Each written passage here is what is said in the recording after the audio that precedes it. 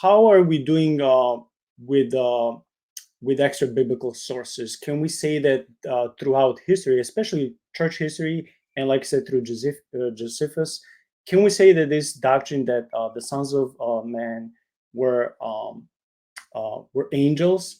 Can we also say that these giants were really giants and not some, like you said, Neanderthals or whatever was going on in their mind? Can we say that the history backs up this, traditional view? Yeah, sure. Look, there's a wealth of writings out there, particularly from the church fathers. I put a handful of them in my book, and I'll read you one or two here. This first one that I'll read is from Athenagoras. It says, "Just as with men who have freedom of choice as to both virtue and vice, for you would not either honor the good or punish the bad unless vice and virtue were in their own power, and some are diligent in the matters entrusted to them by you, and others faithless. So is it among the angels. Some, free agents, you'll observe, such as they were created by God, continued in those things for which God had made and over which he had ordained them. But some outraged both the constitution of their nature and the government entrusted to them, namely this ruler of matter in its various forms, and others of those who were placed about this first firmament. You know that we say nothing about witnesses, but state the things which have been declared by the prophets. These fell into impure love of virgins, and were subjugated by the flesh, and became negligent and wicked in the management of the things entrusted to them. Of these lovers of virgins, therefore, were begotten those who are called giants.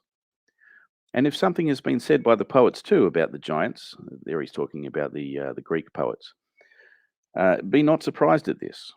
Worldly wisdom and divine differ as much from each other as truth and plausibility. One is of heaven and the other of earth." So that's interesting because it makes reference to the Greek poets who also wrote about giants. And he's just making the point there, look, just because they talk about it doesn't mean they're telling the truth about it. But this is all coming from a truth that was common and known to all men before being passed down, in some cases perverted, and in some cases preserved through the centuries. So that's particularly interesting. And let's see, I've got another one here. This is Pseudo Clement.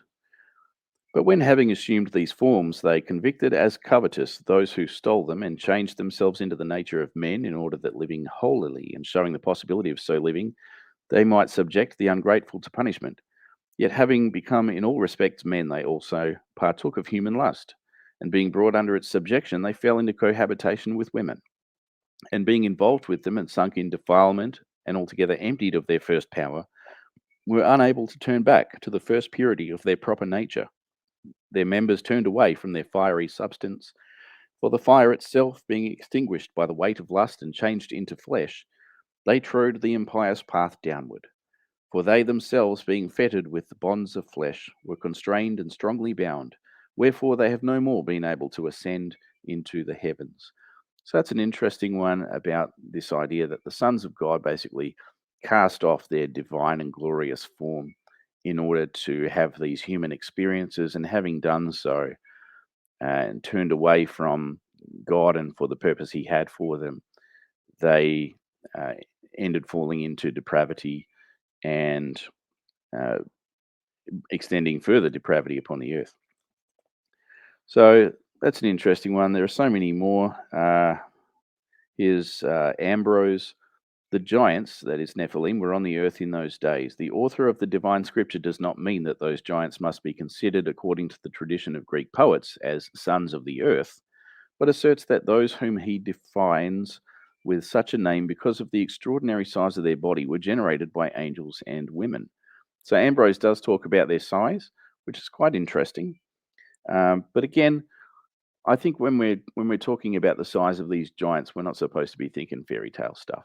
I think bigger than your average person probably suffices, because we're also talking about great strength and appetite, and other things that you would say are kind of larger than life. So there's all sorts of stuff, and then you have people outside of Christian traditions, such as the historian Josephus.